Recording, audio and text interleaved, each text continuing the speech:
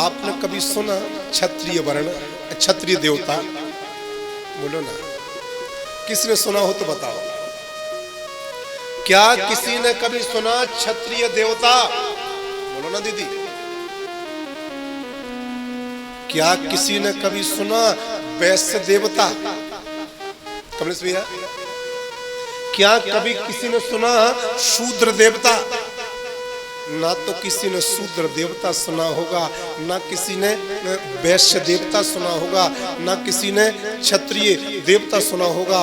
लेकिन हाँ, यहाँ जितने बैठे हैं सबने एक शब्द जरूर सुना होगा, ब्राह्मण देवता। ताली बजाओ। ब्राह्मण देवता ये सबने सुना होगा। 4 वर्ण होते हैं, ब्राह्मण, क्षत्रिय, वैश्य, शूद्र।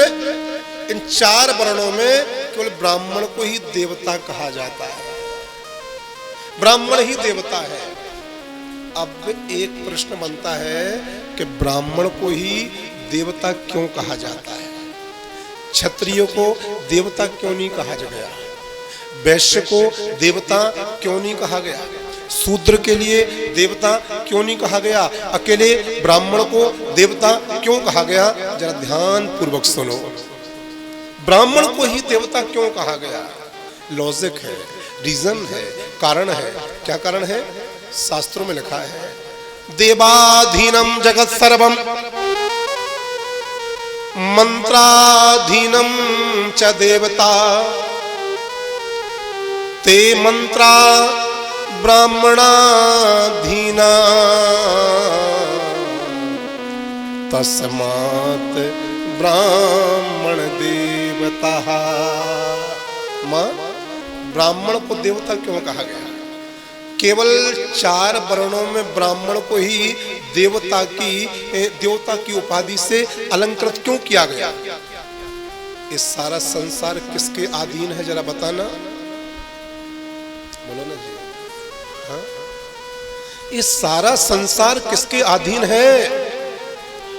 ये सारा संसार देवताओं के अधीन है। प्रेम से बोलो जय सिया राम। जय सिया राम।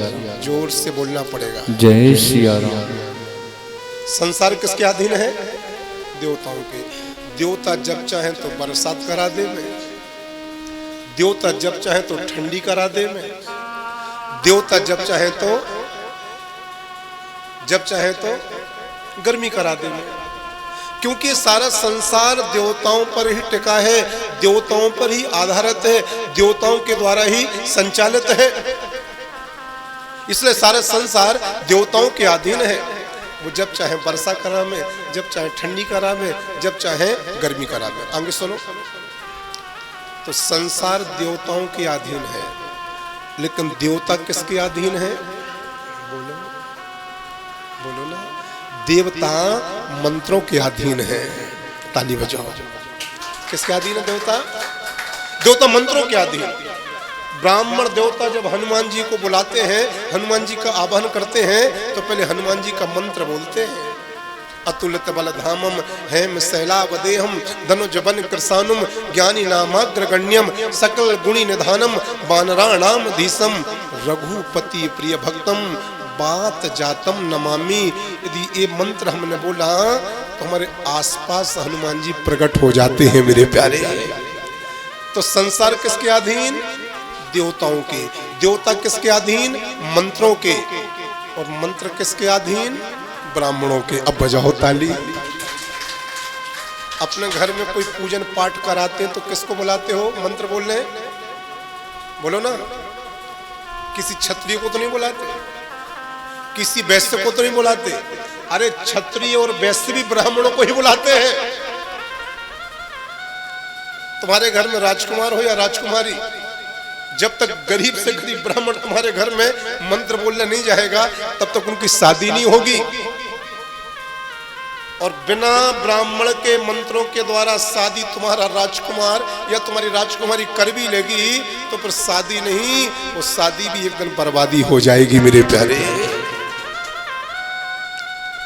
संसार देवताओं के अधीन, देवता मंत्रों के अधीन, मंत्र ब्राह्मणों के अधीन। ब्राह्मण जब चाहे जिस भगवान का मंत्र बोलेगा वेद से वही भगवान प्रकट हो जाता है।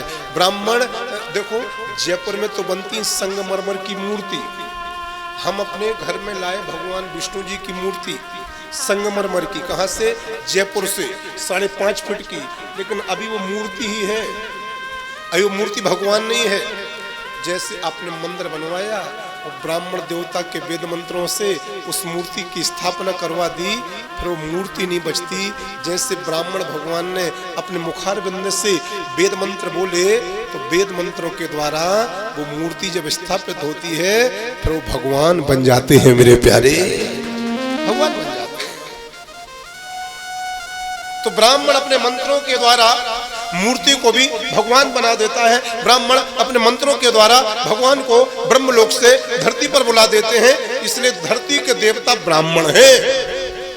ऐसे ब्राह्मण देवताओं का जो नित्य पूजन करता है, ऐसे ब्राह्मण देवताओं का जो नित्य सम्मान करता है, ऐसे ब्राह्मण देवता का जो खूब आदर करता है, ऐसे ब्राह्मण देवताओं के चरणों में जो नित्य नियम से प्रणाम करता है, वो खूब तरक्की करता है, खूब आगे बढ़ता है और उसके ऊपर भगवान भी खूब कृपा बना के रखते हैं। मेरे प्यारे